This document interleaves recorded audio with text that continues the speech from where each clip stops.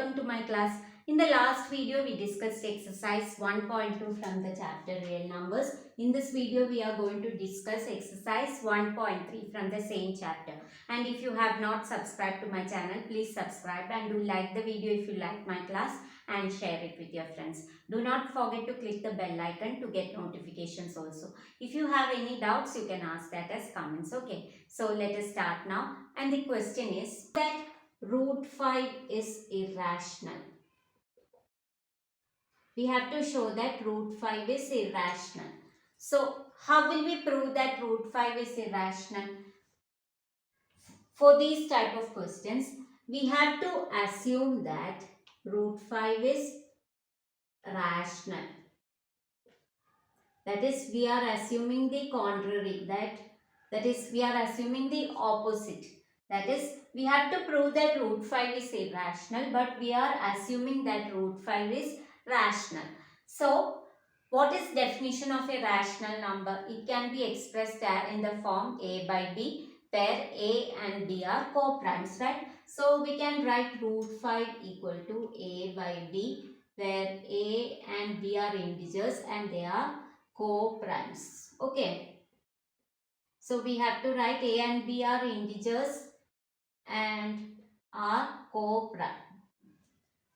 Now, root 5 equal to a by b means we can cross multiply. We will get root 5b equal to a. So, squaring this, we have to square the left hand side as well as the right hand side, right? So, now we will write this as this step, root 5b equal to a. So, squaring this we will get 5b square is equal to a. Root 5b the whole square is root 5 square into b square, that is 5 into b. Root 5 square is 5. 5 into b square is equal to a square, right? So, a square is equal to 5 into b square means 5 into b square, that is 5 into some number, which means 5 is a factor of a square, right? Or we can say 5 divides a square. Instead of 5 is a factor of a square, we can say 5 divides a square. And there is one theorem, that is theorem 1.3 in this chapter, which we will be discussing after this question. Theorem 1.3 states that if a number p divides a square, if p divides a square, then p divides a also. Okay. So, by applying this theorem, we can say that 5 divides a also. Okay. So, this a can be expressed as 5 into some number c. That is, 5 is a factor of a. A means it can be expressed as 5 into some integer c, right? C is some integer. So, a can be written as 5 into c. And what is a square? A square is equal to 25c square. So, we can substitute that in equation 1. Let us name this as equation 1. That is 5b square is equal to a square. So, substituting in equation 1,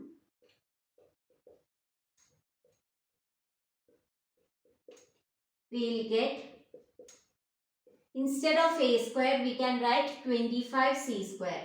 So, 25c square, that is 5b square is equal to 25c square.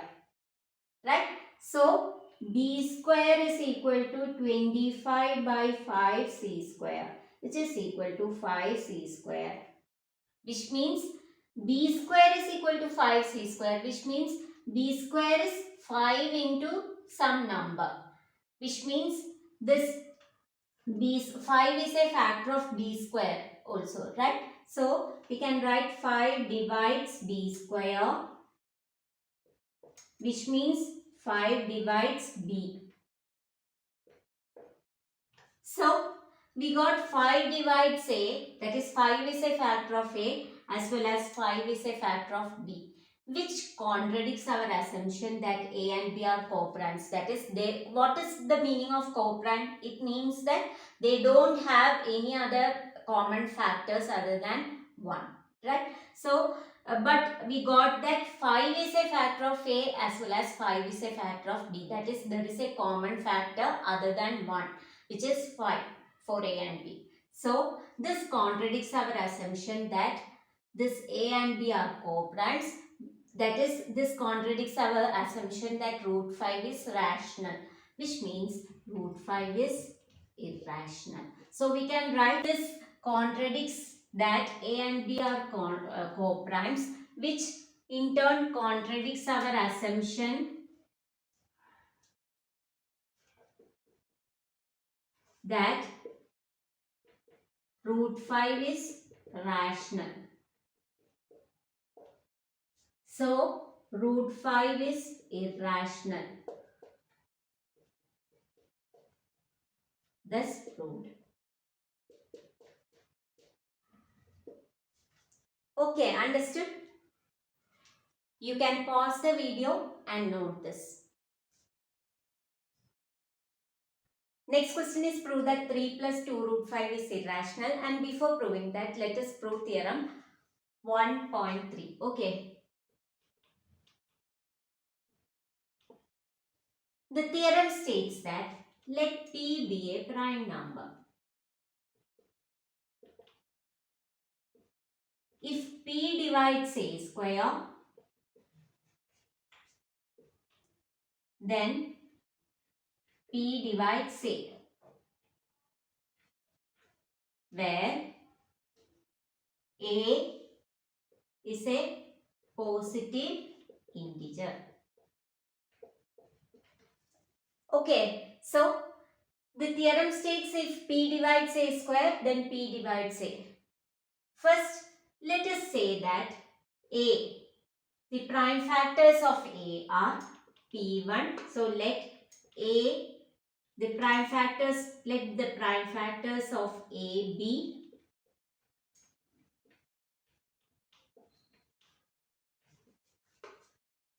P1, P2, etc.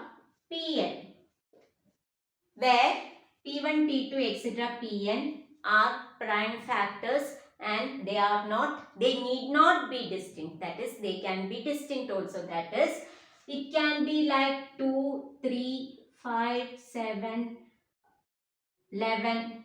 So the factors of A can be 2, 3, 5, 7, 11, 2 again. That is, factors can repeat. So P1 can be equal to here P1, P2, P3, P4, P5, P6. That is, P1 can be equal to P6 or P5 can be equal to P1 and so on. So it need not be distinct. So let the prime factors of A be P1, P2, etc. Pn. So A can be written as P1 into P2 into etc. Pn. Right? So A equal to P1, P2, etc. Pn. Now square this. We can square the left hand side. So we will get like P1, P2, etc. Pn into P1, P2, etc. Pn, which is equal to P1 square into P2 square into etc. Pn square.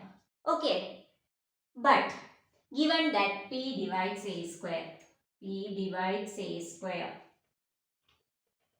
So, by fundamental theorem of arithmetic, you have to write fundamental theorem of arithmetic itself for the exam. Okay, so by fundamental theorem of arithmetic, P is a factor of A square. But what does fundamental theorem say? It says that all the factors are unique. That is, there cannot be any other factor for a number. So, and by uniqueness property,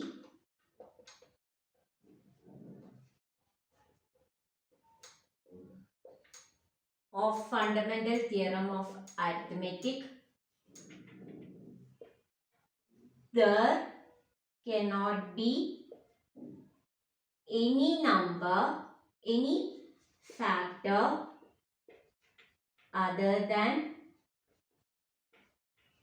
P1, P2, etc. Pn. That is P1, we got A square as P1 square, P2 square, etc. Pn square, which means the factors are P1, P2, etc. Pn. That is if A square is equal to P1 square, P2 square, etc. Pn square, means factors will be P1, P2 and etc. Pn, right? So the factors of P1, P2 of A square are P1, P2, etc. Pn. But given that P divides A square, so fundamental theorem of arithmetic, by fundamental theorem of arithmetic, P is a factor of A square, but we got that P1, P2, etc. Pn are the factors, and in fundamental theorem it says that the factors must be unique. So P is a factor and these are factors, means P is one of these factors, right? So by uniqueness property of fundamental theorem of arithmetic, there cannot be any factor other than P1, P2, etc. Pn, which means P is one of P1, P2, etc. Pn. That is, P is one of P1, P2, etc. Pn. P is any of these factors, which means this here P is there in any of these P1, P2, etc. Pn, that is the fact which are the factors of A. That is, we got that P is a factor of A also. So we have A equal to P1, P2, etc. Pn, and in this P1, P2, etc. Pn there is P, which means P divides A also, right? So P divides A also. Okay, understood? Now third question is, prove that all these are irrational. So let us say that 1 by root 2 is rational. Assume that 1 by root 2 is rational. We can write assume 1 by root 2 is rational. So 1 by root 2 can be expressed as A by B, where A and B are integers and they are co-primes.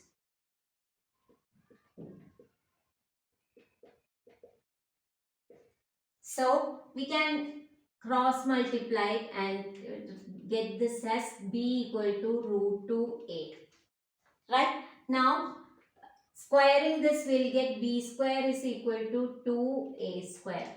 We have to square the left hand side as well as the right hand side. So we will get B square equal to 2A square, which means 2 divides B square. So from that theorem we will get 2 divides B. Now we can write B as, since 2 is a factor of B, we can write B as 2 into some integer C. So B square is equal to 4C square, right? So B square equal to 4C square. So apply that in equation 1. Substitute for B square as 4C square in equation 1. So we will get 4C square is equal to 2A square. That is 2A square equal to 4C square. A square is equal to 4C square by 2, which is equal to 2C square. That is, A square is equal to 2 into some number, which means A square is, that is 2 divides A square also. 2 divides A square, and that means 2 divides A. So this contradicts our assumption that A and B are co-primes. That is, A and B are having factors 2, which contradicts our assumption that A and B are co-primes, which means 1 by root 2 is irrational. Okay. Next one, prove that 7 root 5 is irrational. So assume that 7 root 5 is rational.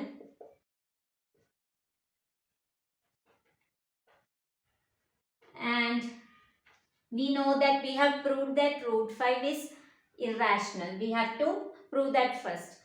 Now 7 root 5 is rational means 7 root 5 can be expressed as A by B, where A and B are integers and they are co-primes.